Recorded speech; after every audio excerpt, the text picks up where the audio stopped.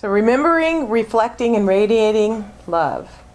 Our theme this month is inspired by Deck the Halls. And each week we're decking the halls of our hearts and our minds with the peace, power, grace, faith, and the love of God. This morning we're going to remember, reflect, and radiate love.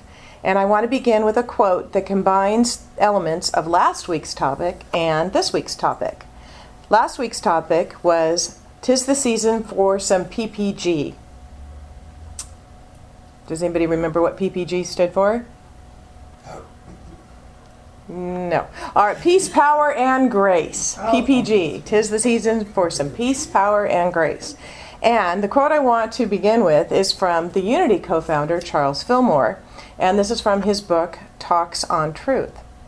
And he writes, "Power is the faculty in mind that propels outward, and it must necessarily have balance in some other faculty in order to hold its equilibrium." Remember, he wrote this a long time ago. "There is but one other faculty that has opposite action, and that is love, whose office is attraction. When power and love are associated, the forces of being are equalized. We unify all the work that the Lord God has given us to do, and our dominion over the forces of being is exercised in peace. When peace is associated with the divine nature of love, there is no limit to our power." Okay, these are great words, but it's just a little abstract, right? Let me put them in the form of a story that illustrates these ideas a little more in a more tangible way. A woman came out of her house and saw 3 old men with long white beards sitting in her front yard. She did not recognize any of them, but walked up to them and said, "I don't think I know you, but you must be hungry. Please come in and have something to eat." "Is your family home?" they asked in unison. "No," she replied, "not right now." "Then we cannot come in. We will wait until the entire family is home," they replied. In the evening, when the husband and daughter were home, she told them about the 3 men outside. Her husband said, "Go tell them we are all home now, and please invite them in." The woman went out and invited the men in, and they replied, "We do not go into the house together." "His name is Success," one said, pointing to one of his friends. And pointing to the other, he said, "He is Happiness, and I am Love." Then he added, "Now go in and discuss with your family which one of us you want in your home." The woman went in and told her husband, and what he said was, he was just overjoyed, and he said, "Well, how nice. Since that is the case, let's invite Success in. Let him come in and fill our home with success." His wife disagreed. "My dear, why don't we invite Happiness? Happiness is the most important thing, isn't it?" And their daughter was listening, and she jumped in with her own suggestion. "Would it not be better to invite Love? I would love for our home to be filled with love." "Well, let's take our daughter's advice," said the husband to his wife. "Go out and invite Love in as our guest." The woman went out and said, "Love, won't you please come in as our guest?" With that invitation, Love got up and started walking toward the house. And, much to the woman's surprise, the other 2 men got up and followed him. Surprised, the woman said to the Success and Happiness, "I only invited Love. Why are you coming in?" The old men replied together, "If you had invited Success or Happiness in, then the other 2 of us would have stayed out. But since you invited in Love, wherever he goes, we go with him, because where there is love, there is also success and happiness." Wherever there is love, there is also success and happiness. And that's what we're here to do this morning, to remember, to reflect on love, and when we do that, we can then radiate it. Because when we do, our peace and power, our joy and lives are enhanced in profound and beautiful ways. And that is what the man whose birth we celebrate in just a few days was all about. He was all about living from love. He was all about radiating love. Many respected scholars agree that Jesus made no claim to be the personal way to salvation. Those ideas came a little bit later and were developed by others. Stephen Mitchell, in his book, The Gospel According to Jesus, wrote, "We can't begin to see who Jesus was until we remove the layers of interpretation which the centuries have imposed between us and him and which obscure his true face. like coat after coat of lacquer upon the vibrant colors of a masterpiece. The portrait of Jesus that emerges from the authentic passages in the gospel is of a man who has emptied himself of the mental trappings and spiritual baggage that separated him from the true life of spirit. His trust in God was as natural as breathing, and in God's presence he himself was fully present. In his very language, he reflected God's deep love for everything that is earthly, for the sick and the despised, for the morally admirable, as well as the repugnant, for the weeds as well as the flowers, for the lions as well as the lambs. He taught that just as the sun gives light to both the wicked and good, and the rain brings nourishment to both righteous and unrighteous, God's compassion embraces all people. There are no preconditions for it, nothing we need to do first, nothing we have to believe. When we are ready to receive it, it is there. And the more we live from its presence, the more effortlessly it flows through us. So, when Jesus was born, there came onto this earth an individual who wanted to teach us what religion is truly supposed to be. Up until then, religion was about following the law, following a guideline or set of rules. He came to teach us. Jesus came to teach us about love.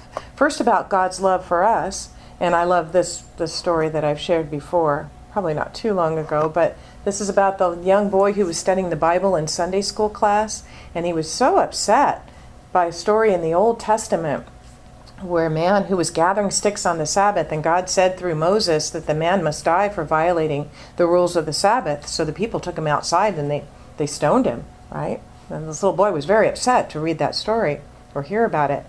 And then his class got to the New Testament a few Sundays later, and the little boy heard the story of the Pharisees coming to Jesus to complain that the disciples were picking corn on the Sabbath.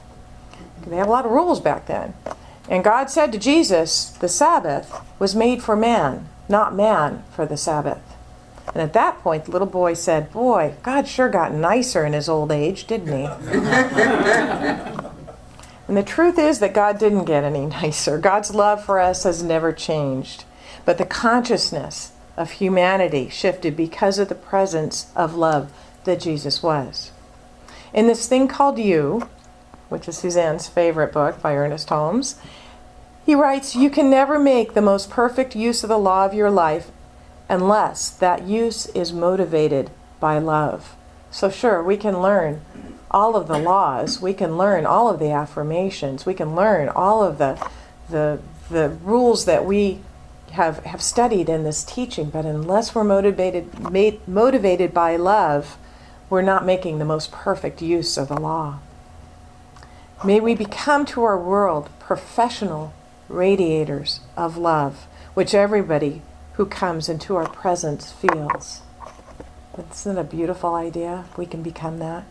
That strong presence of love being such a part of us will touch others profoundly. How could it not? This is the message of Jesus the Christ. And of course, the message is only a real message when it comes alive in us. If we don't embody it, if it doesn't come alive in us, then it's just words. We have to take it within and live from that. This is what happens when we do this, according to John Wolcott Adams. He writes, when you generate love consciously, it becomes in you like a mighty steam locomotive.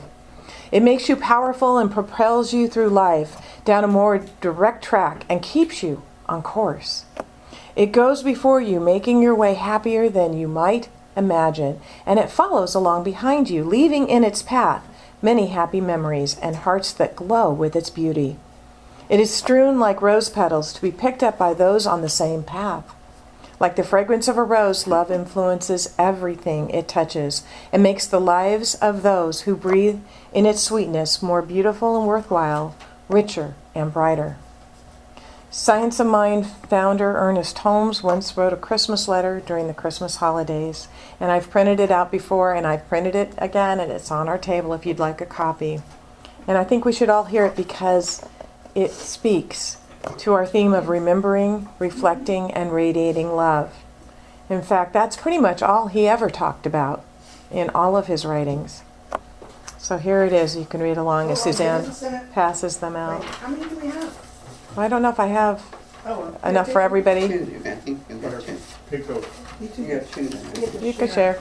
No, you two have to share.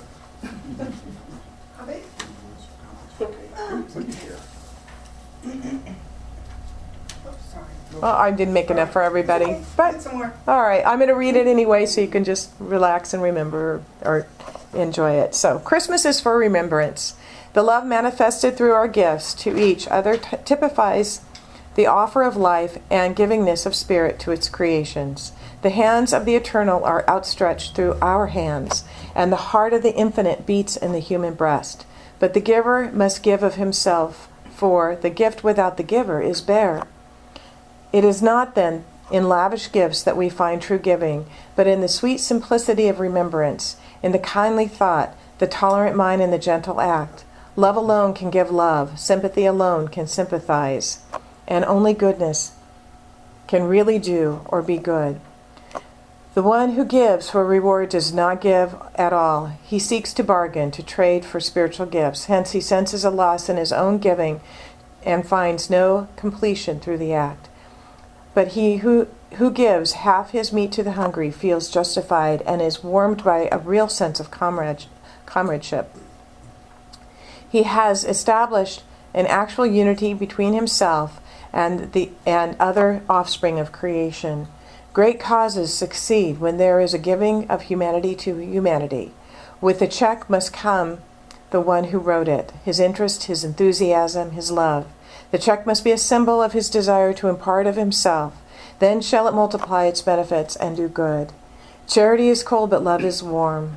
When heart speaks to heart, a divine conversation has taken place, a heavenly discourse. Each of us has something to give. Let each see that he gives of his best. If we are bringing our gifts to the altar of love, nothing less than the best will be acceptable. Nothing less than all is enough. May the real spirit of Christmas, the giving of self to life, enter and abide in you now and through all times. Sincerely, Ernest Holmes.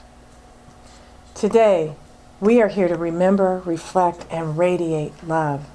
And I want to close our time together by reflecting on and experiencing a line in that letter. And that line is, when the heart speaks to heart, when heart speaks to heart, a divine conversation has taken place, a heavenly discourse. And we're going to have a heavenly discourse this morning. So, if you would please join me by closing your eyes, we are going to speak heart to heart. We're going to do this without words. Rather, we will radiate our love. So first, those of you who feel right now, if you're feeling particularly filled with love this morning, you're feeling like you have love pouring in consciousness, I want you to radiate love to everybody here in the room. And if you are feeling less than full this morning, just simply breathe in and receive. Breathe and receive the love that's being radiated to you right now.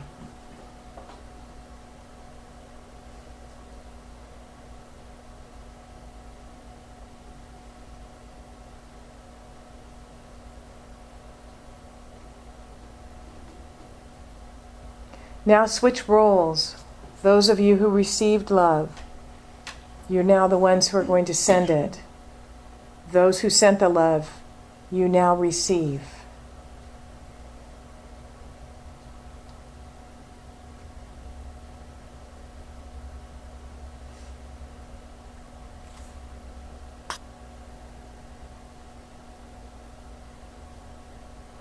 Now everyone radiate love to the collective of our center.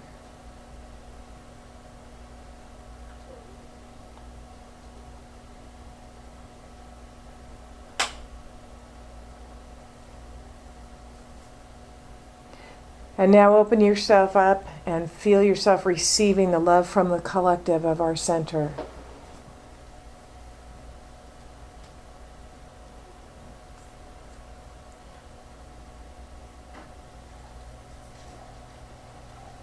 Now take one dark spot in your life and send it love.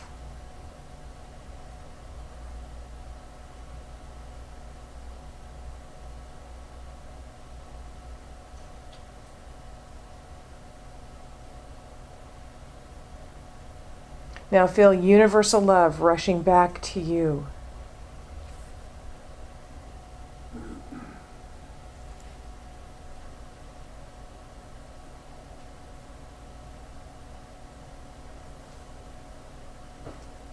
And when you're ready, come back. As we bring our time here this morning to a close, I know and accept for each and every one of you the joy and peace of the season, but most of all, the radiant love which exists within each and every one of us. May that love be with you always. Smile. And so it is. Yes, because you're Okay. trying to get a picture of you too seriously.